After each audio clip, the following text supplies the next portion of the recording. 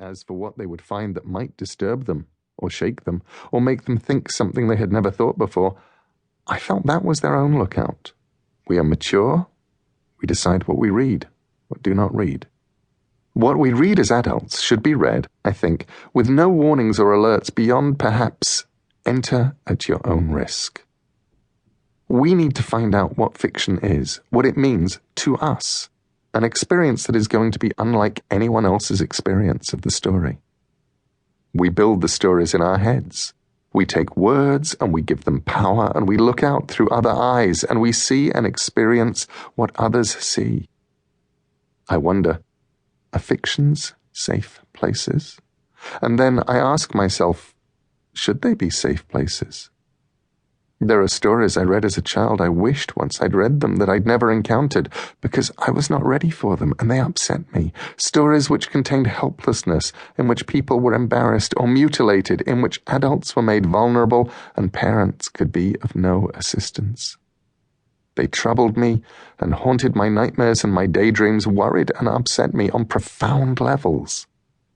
But they also taught me that if I was going to read fiction, sometimes I would only know what my comfort zone was by leaving it. And now, as an adult, I would not erase the experience of having read them if I could. There are still things that profoundly upset me when I encounter them, whether it's on the web, or the word, or in the world. They never get easier, never stop my heart from trip-trapping, never let me escape, this time unscathed. But they teach me things, and they open my eyes. And if they hurt in ways that make me think and grow and change. I wondered, reading about the college discussions, whether one day people would put a trigger warning on my fiction. I wondered whether or not they would be justified in doing it. And then I decided to do it first. There are things in this book, as in life, that might upset you. There is death and pain in here, tears and discomfort, violence of all kinds, cruelty, even abuse.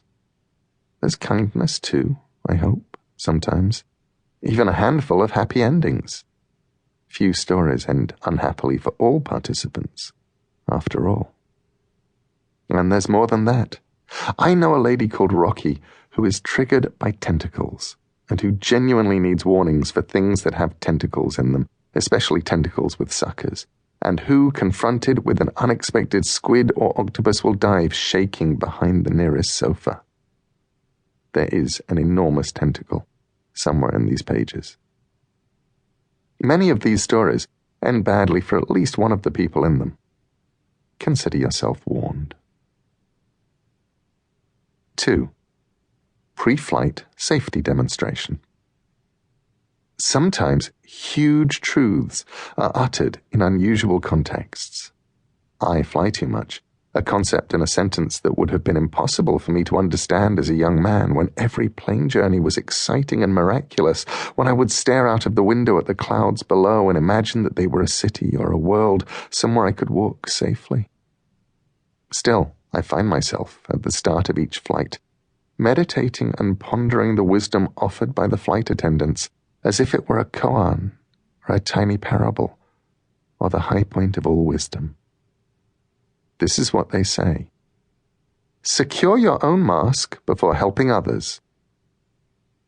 And I think of us, all the people, and the masks we wear, the masks we hide behind, and the masks that reveal. I imagine people pretending to be what they truly are, and discovering that other people are so much more and so much less than they imagined themselves to be, or present themselves as. And then I think about the need to help others, and how we mask ourselves to do it, and how unmasking makes us vulnerable. We are all wearing masks. That is what makes us interesting. These are stories about those masks, and the people we are underneath them. We authors, who trade in fictions for a living, are a continuum of all that we have seen and heard, and most importantly, all that we have read.